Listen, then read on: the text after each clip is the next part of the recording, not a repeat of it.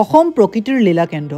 প্ৰকৃতিৰ ৰূপ মাধুৰ্যই মানুহৰ সৌন্দৰ্য পিপাসু মনক অহোৰাত্ৰি আহ্বান জনাই সুন্দৰ সৌন্দৰ্য ৰাজ্যলৈ।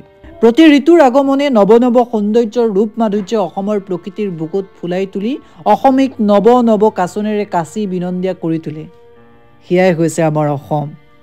নমস্কাৰ, নতুন এটা ভ্লগলৈ আপোনালোকক স্বাগতম জনাইছোঁ। আহোম ৰাজত্বৰ শেষৰখন ৰাজধানী যোৰহাট ঐতিহাসিক সমলেৰে ভৰপূৰ যদিও ৰাজ্য চৰকাৰ আৰু দায়িত্বত থকা বিভাগৰ দায়িত্ব এৰা মনোভাৱৰ বাবে এই সমলসমূহ বিলুপ্তি হোৱাৰ সম্ভাৱনা দেখা পোৱা গৈছে। পৰ্যটকসকলৰ আকৰ্ষণৰ পৰা বঞ্চিত হোৱা দেখা গৈছে।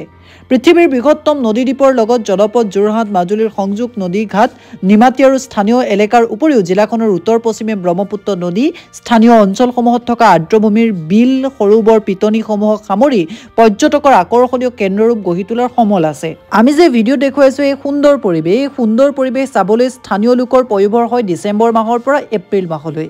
এই অঞ্চলৰ পশ্চিমৰ ককিলামুখৰ পৰা পূবৰ জাঁজীমুখলৈকে ব্ৰহ্মপুত্ৰ নদীৰ পৰা ৰক্ষণাবেক্ষণ দি অহা বৰালিটোৰ দুয়োপাৰে থকা আৰ্দ্ৰভূমিসমূহে প্ৰায় 200 হেক্টৰ ভূমি আৱৰি আছে। অসমৰ 35টা আৰ্দ্ৰভূমিৰ 109টা ঠাই অসমৰ যোৰহাট জিলাখনতে আছে।